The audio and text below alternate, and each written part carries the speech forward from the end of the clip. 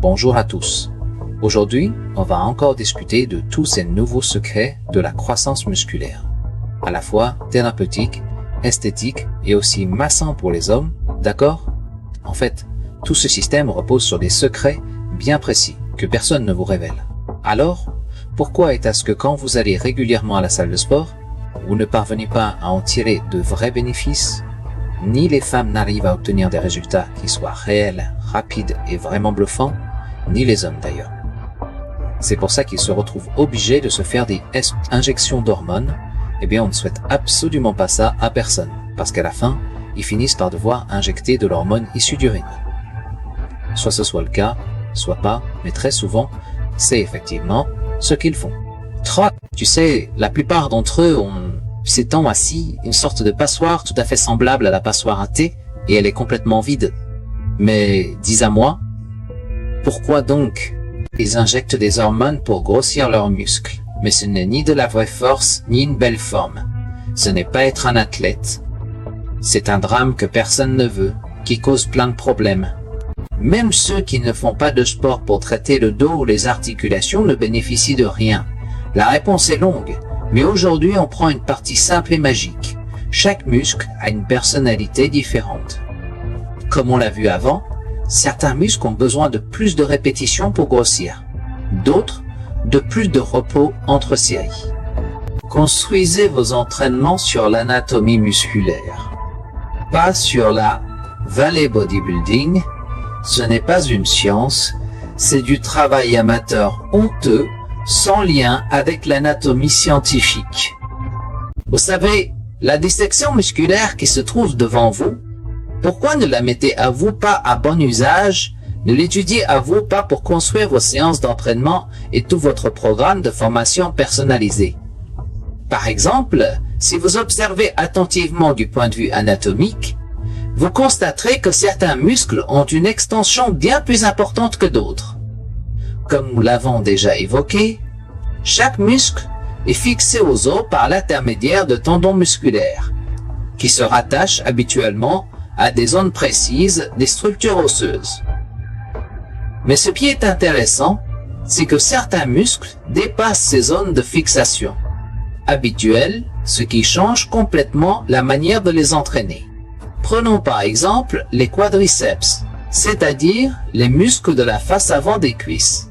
Si vous souhaitez bien les entraîner de la façon la plus efficace possible, il faut bien tenir compte de cette particularité anatomique. Alors, qu'est-ce que ça veut dire de proposer des exercices classiques de contraction et d'extension? D'abord, il faut comprendre que, en général, tous les exercices physiques reposent fondamentalement sur ces deux mouvements, la contraction et l'extension.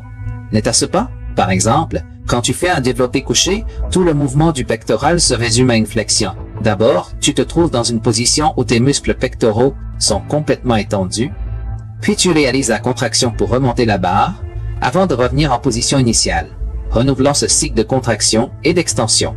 Cependant, il existe certains muscles qui ont besoin d'une flexion additionnelle pour pouvoir réaliser correctement leur mouvement de contraction et d'extension. C'est ce dont il s'agit ici. C'est-à-dire, mes mains ne sont pas ouvertes à la fin, je fléchis mes bras en forme de L, pas tout droit.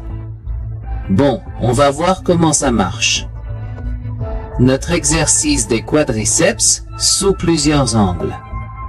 L'exercice pour cette zone est différent de l'autre et ne se concentre pas sur elle.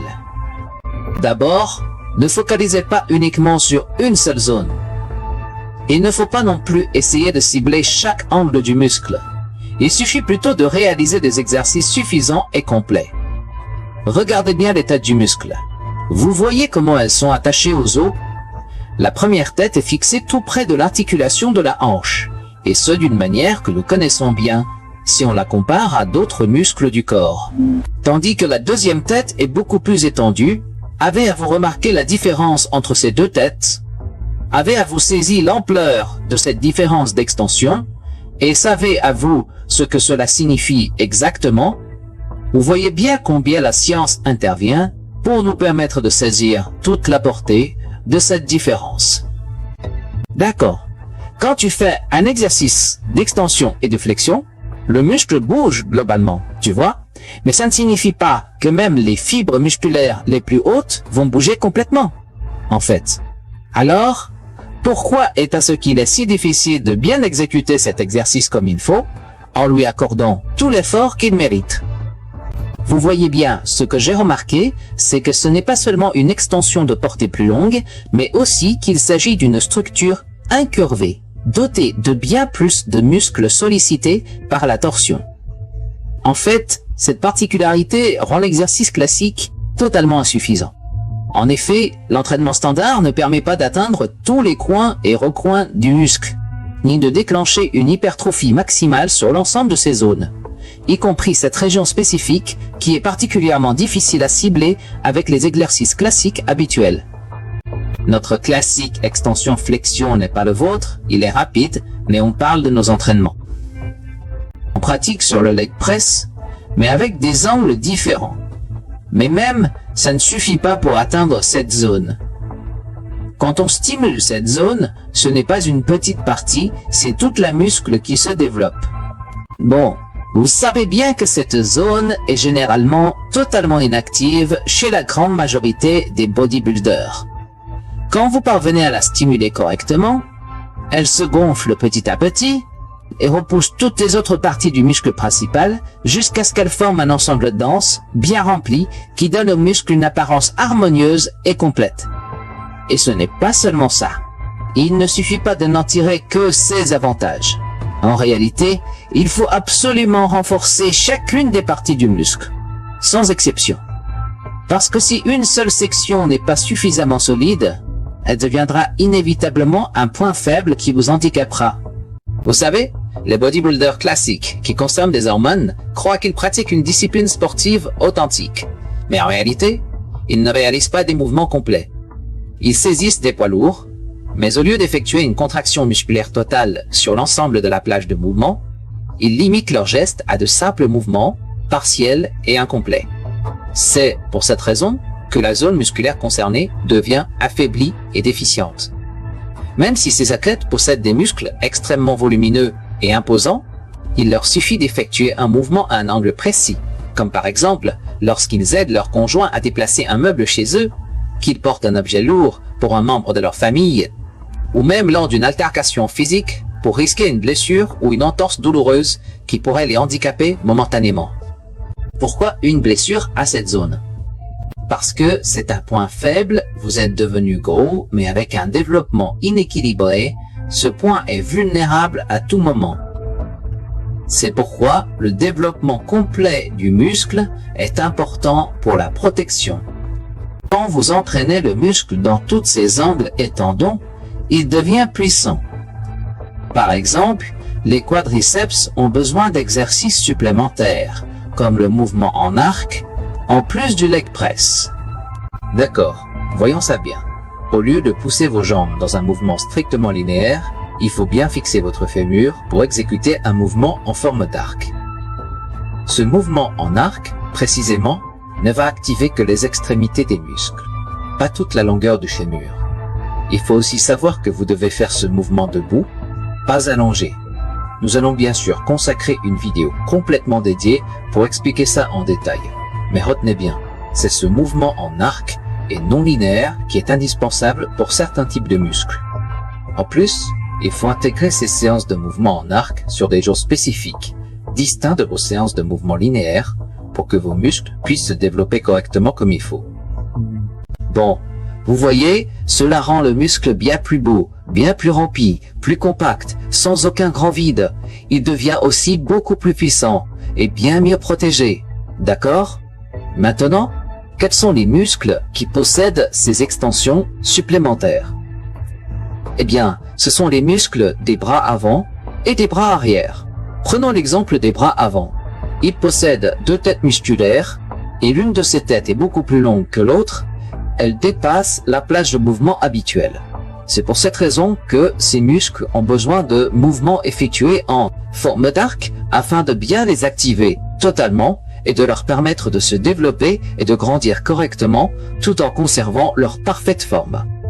Afin de soutenir le muscle biceps, car vous remarquez que la plupart des athlètes ont un biceps incomplet, sauf s'ils prennent des hormones et se moquent de soi à même. Si vous entraînez naturellement, le bas du muscle est sous-développé. Imaginez le soutenir si vous le développez depuis le haut avec ce mouvement en arc, car si vous le développez depuis le haut, cela le pousse vers le bas et il se rassemble en bas. Bien sûr, il y a plusieurs exercices pour cela, mais l'un d'eux est le mouvement en arc.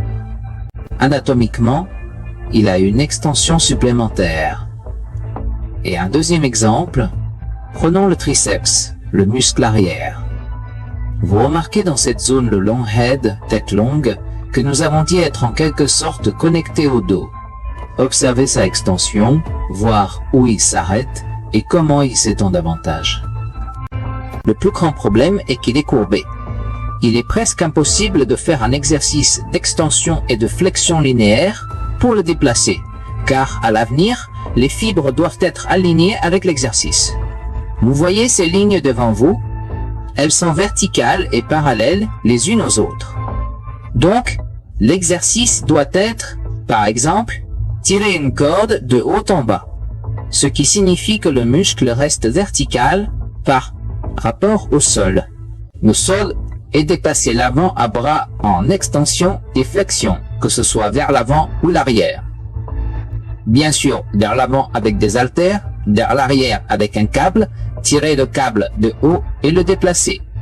L'essentiel est que le muscle reste vertical par rapport au sol. Pourquoi?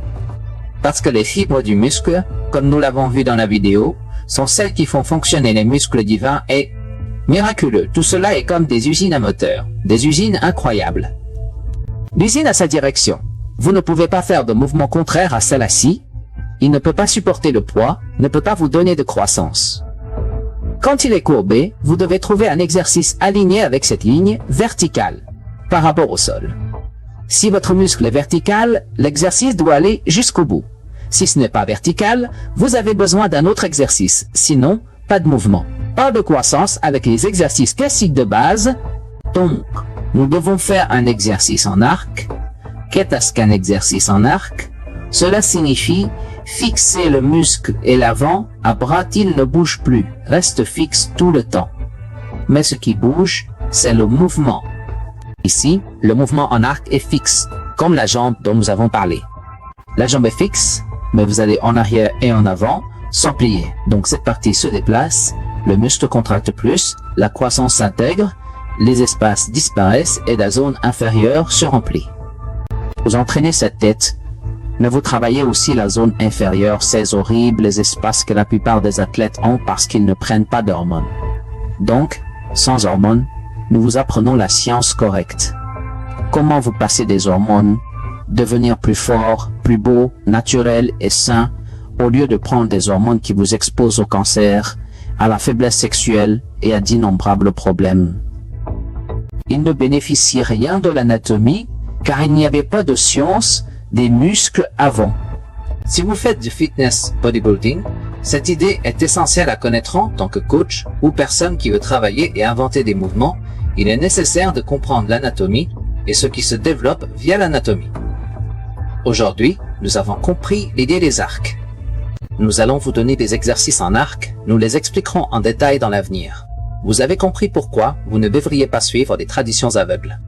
Ne prenez pas l'information sans comprendre pourquoi. La théorie ne vous aide pas si vous ne l'avez pas vue et testée en pratique. La preuve et le témoignage définitif de la vérité sont l'expérience, car l'expérience est le plus grand proof scientifique que l'on utilise aujourd'hui.